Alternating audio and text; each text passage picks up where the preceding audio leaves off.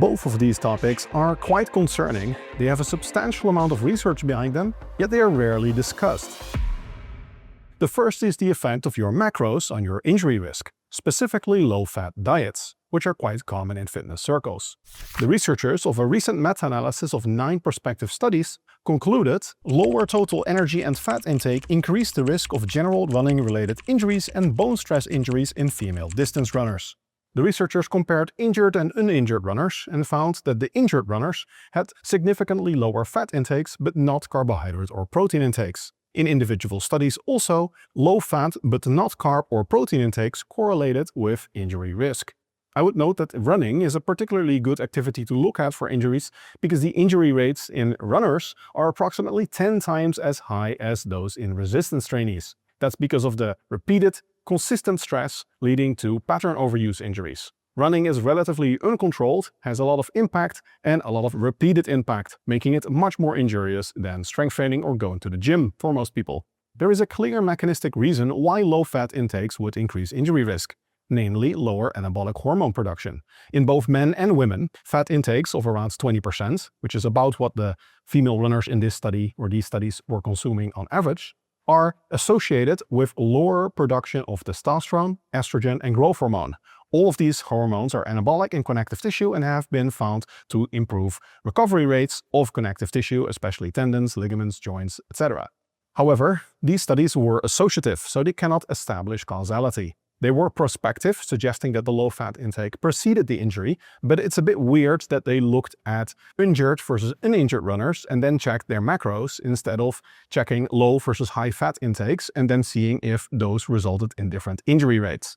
Nevertheless, multiple other studies have just looked at correlations, which are a bit more intuitive, and they found similar findings. Another substantial limitation is that the relationships were only statistically significant in women, not in men. However, there were only about half as many data points available for men as for women, so statistical power in the male analysis was relatively low. The most important limitation of these data, though, is that it was impossible to disentangle the effects of low energy intakes from low fat intakes. Low fat intakes inherently also caused lower energy intakes, of course, and while it was specifically fat intake, not carbohydrate or protein intake, that was associated with injury risk, it is still not possible to exclude that it was simply the low energy intake, regardless of which macronutrient that energy deficit came from, that caused increased injuries. Relative energy deficiency in sport is a well-established phenomenon, and increased injuries are a commonly observed side effect. So overall, I think there's good reason to believe that a low energy intake predisposes you to extra injury risk. Therefore, it's prudent to lower your total training volume when you are cutting versus when you are bulking. An energy deficit is a recovery deficit. And if that energy deficit includes a low fat intake, around 20% of energy intake or lower, that might further increase the risk of injury because it suppresses your anabolic hormone production. This is one of multiple reasons why in my PT course and my app I rarely recommend fat intakes below 20% of energy intake. 20% is really the bottom, and if you have the calories, 30 or 40% of calories from fat is much nicer. Of course, sometimes you have to compromise in a cut, and you definitely don't want to compromise on protein intake, so you have to weigh the pros and cons of carbohydrates versus fat if you are in a deep energy deficit, and you have to prioritize which is the more important for your current needs. The second concerning line of research that you rarely hear people talk about is that if you are supplementing omega-3 fatty acids like fish oil, you might in fact be paying for poison. That sounds like clickbait. Unfortunately, it is not. Omega-3 supplements have a wide variety of health benefits, and it's quite difficult for most people to consume enough omega-3s in your diet unless you are regularly eating fish. For that reason, many people supplement fish oil, or if they're vegans, algae oil. Problematically, omega-3 fatty acids in these oils are highly susceptible to oxidation during the manufacturing process and during storage. Omega-3 is usually anti-inflammatory and good for your health, but when it goes rancid, or even when it oxidizes just a little bit, it becomes harmful.